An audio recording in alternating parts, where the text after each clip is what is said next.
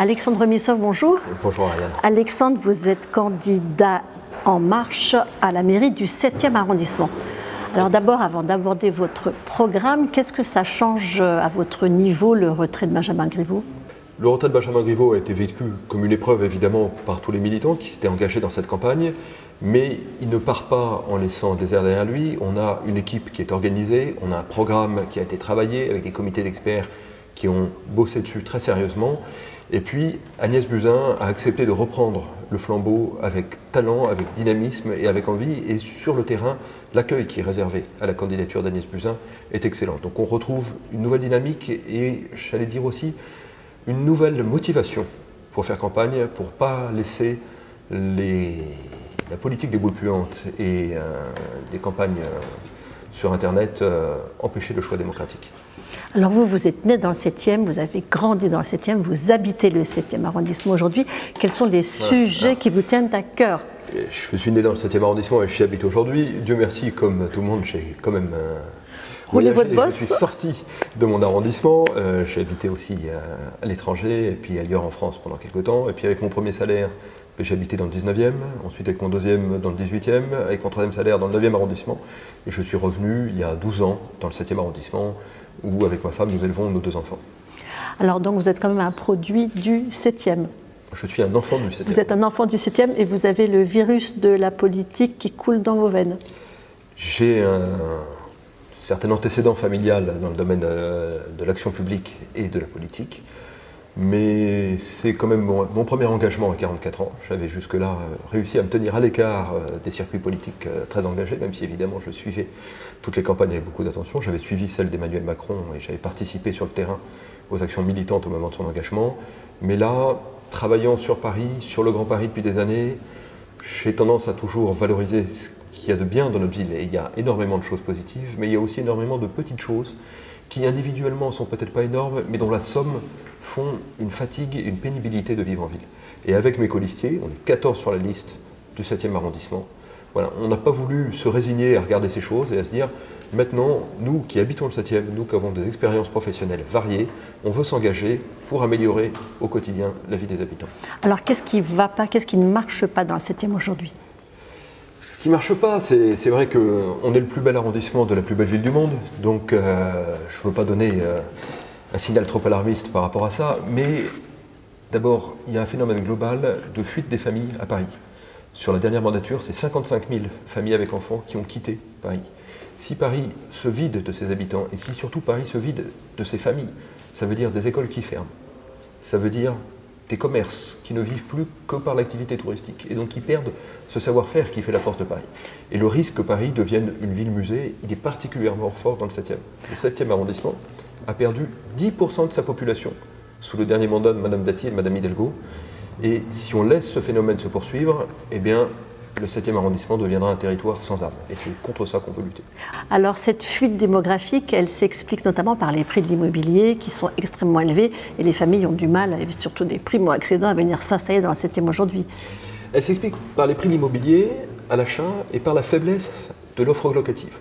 On a un phénomène global à Paris, mais qui est plus particulièrement marqué dans le 7e arrondissement, qui est l'absence d'offres locatives pour répondre au marché. Alors la politique de la ville de Paris, des équipes de Mme Hidalgo, a été de tout miser sur le logement social. On est passé entre 2001 et 2018 à environ 100 000 dossiers de demande de logements sociaux, à maintenant 250 000 demandes de dossiers de logements sociaux, sur lesquels seulement 11 000 sont répondus. Donc on a d'un côté le logement social sur lequel il y a de plus en plus de demandes et de moins en moins satisfaites en proportion du nombre de demandes, et de l'autre côté, un marché intermédiaire, un marché locatif privé qui lui est dans une atonie très forte et qui tire les prix vers le haut. Donc notre projet pour le 7e arrondissement, c'est d'abord de remettre des offres locatives de logement dans le 7e arrondissement. Et il y a un potentiel énorme pour le faire. Est-ce que vous avez dénombré le nombre de logements vacants, par exemple, dans le 7e? Alors, on a dénombré le nombre de logements vacants dans le 7e, mais ça, je veux dire, on le fait avec le concours de l'INSEE et des instituts statistiques locaux. Mais surtout, on a regardé, nous, ce qui nous a intéressé, c'est de voir comment on pouvait faire plus de logements dans le 7e. Parce que la question, c'est pas de prendre des logements et de les transformer en logements sociaux, ça c'est un jeu à somme nulle. La question, c'est de faire plus de logements, mais sans bétonner la ville. Et pour ça, il y a une solution que vous connaissez, c'est celle de la transformation de bureaux en logements. Or, dans le 7e arrondissement, on a un parc détenu par l'État des bâtiments qui abritent des services administratifs, des fonctionnaires de l'État, qui est immense, qui est sous-valorisé, sous-occupé.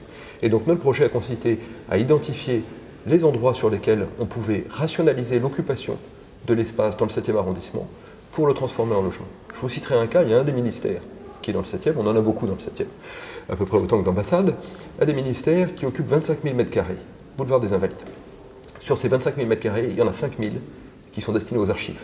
Alors, on est tous ravis qu'on conserve les archives, mais est-ce qu'on est vraiment obligé de les conserver à cet endroit-là, dans un territoire stratégique de Paris, et sur lequel on a une pénurie de logements? Donc notre proposition, c'est de récupérer le parc immobilier de l'État, qui restera la propriété de l'État, mais de le transformer en logement, avec un bilan carbone. La transformation de bureaux en logement est nettement plus favorable d'un point de vue écologique que la construction et la démolition et la reconstruction de logements neufs, et d'en faire des logements intergénérationnels. Il y a plein de sociétés qui savent aujourd'hui faire des résidences gérées, dans lesquelles vous avez des chambres pour les étudiants, et ça permet aussi de loger les étudiants des écoles d'apprentissage qui sont dans le 7e arrondissement ou aux alentours. On pense évidemment à Ferrandi, mais aussi de faire des T2 pour les seniors, mais aussi de faire des T3 pour la famille, et d'organiser les liens intergénérationnels au sein d'une même habitation.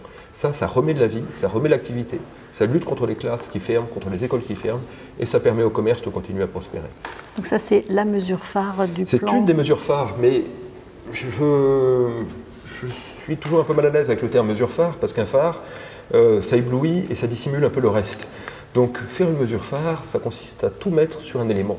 Et notre conviction, c'est que plutôt que de faire un gros projet qui incarnera la démarche, c'est de montrer que c'est la convergence, que c'est le foisonnement de tous ces projets qui permet de changer les choses. J'ai un exemple à ce propos, en dehors de l'immobilier, si vous m'autorisez, c'est celle des espaces verts. Dans les espaces verts, à Paris, traditionnellement, on a récupéré les friches industrielles, donc plutôt en bordure de Paris, pour en faire des grands parcs. Très bien. Sauf que les grands parcs en bordure de Paris, on y va, sauf si on en a le privilège d'habiter à côté, une fois de temps en temps, 1 ou 2 ou 3 dimanches par an. Je crois que les habitants du 7e, comme ceux de la plupart des arrondissements parisiens, ils n'ont pas tellement besoin d'avoir 50 000 m² d'espace vert là-bas. Ils ont besoin d'avoir 50 fois 1000 m² d'espace vert juste en bas de chez eux. Et nous, on a travaillé avec nos équipes et on a regardé tous les délaissés de voirie, tous les espaces mal aménagés, toutes les petites choses qu'on pouvait revoir et réorganiser pour augmenter l'espace vert. Et vous avez plein d'endroits. Sur le square Santiago du Chili, vous pouvez rajouter 1200 m² d'espace vert, de pelouse, de terrain de jeu, sans ôter une place de stationnement, sans ôter un espace de circulation pour les piétons, pour les vélos, pour les voitures, pour les bus. Sur la place de Finlande, vous pouvez rajouter 560 m² d'espace vert. Sur la place Fontenoy, derrière l'école militaire, vous pouvez rajouter 8200 m² d'espace vert et en faire un des plus beaux parcs de Paris, avec une vue magnifique sur l'école militaire avec la tour Eiffel derrière. Donc notre projet, plus que d'avoir quelques grands symboles comme ça, c'est d'avoir une multitude de petits sujets. Donc plus de logements, plus d'espaces verts. Troisième petit sujet. Il n'y a pas de petit sujet. Il n'y a pas de petit sujet. Parmi les sujets, il y a évidemment celui de la circulation. La fermeture des voies sur berge a eu un impact très direct sur la circulation dans les grands axes du 7e arrondissement, en particulier le boulevard Saint-Germain, sur lequel la pollution au bruit est devenue au-delà de tous les seuils supportables. Et sur la circulation, c'est un peu le même type de démarche. Il y a les grands projets qui nous promettent des villes formidables dans 30 ou dans 40 ans, et puis il y a tout ce qu'on peut faire au quotidien pour travailler sur les sujets. Si vous regardez la manière dont les pistes cyclables ont été faites sur l'eau, au moment où les voitures qui longent la piste cyclable tournent pour prendre le pont des Invalides ou le pont de l'Alma, il n'y a pas de voie de compartimentation suffisamment grande pour qu'elles puissent se déporter un peu sur le côté et laisser passer ceux qui veulent aller devant.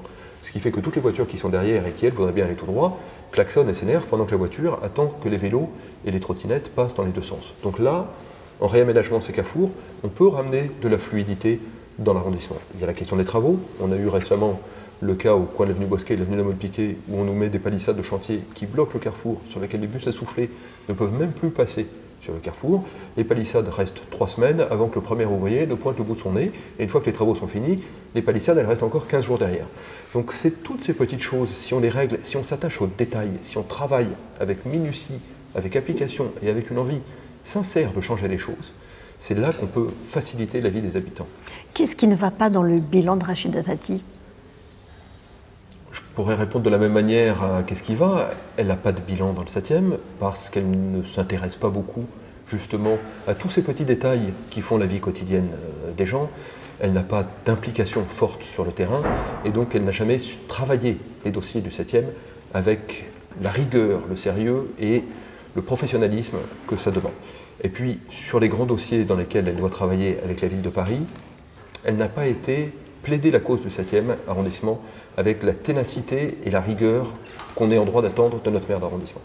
Est-ce que c'est facile? Est-ce que le 7e a besoin qu'on plaide sa cause?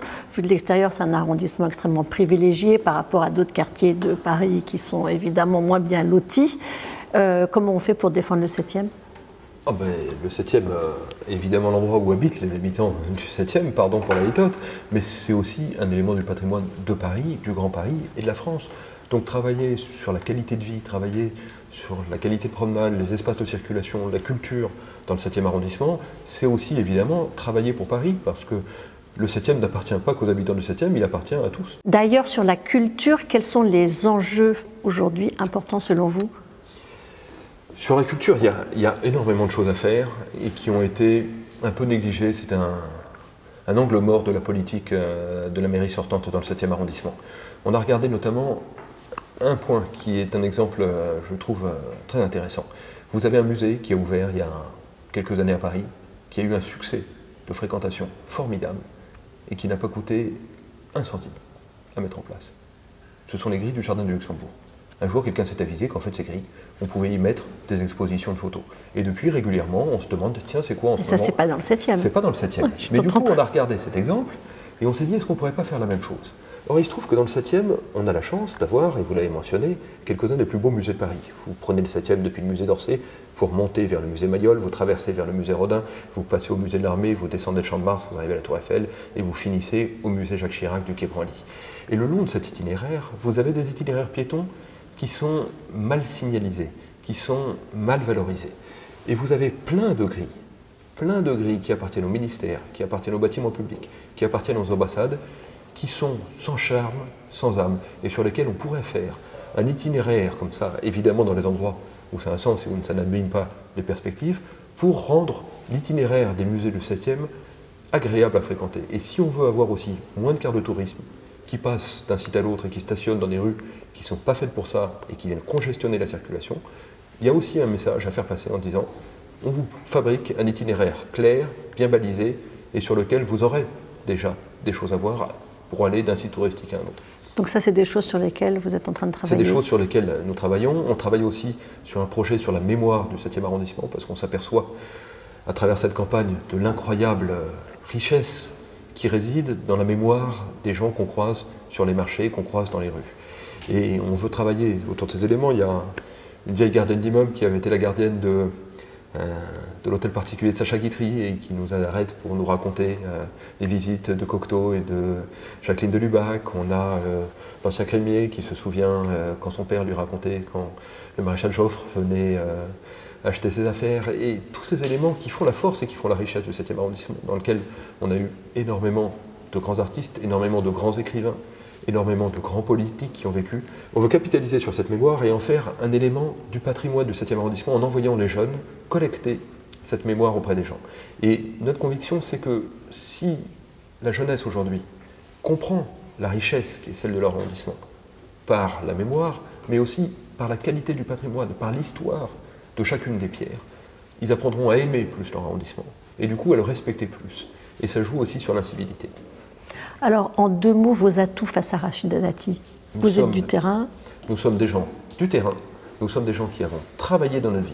On ne fait pas de la politique à titre professionnel. On ne se sert pas de la mairie du 7e arrondissement comme d'un tremplin pour assouvir d'autres ambitions ou comme d'une base arrière pour organiser des combats politiques.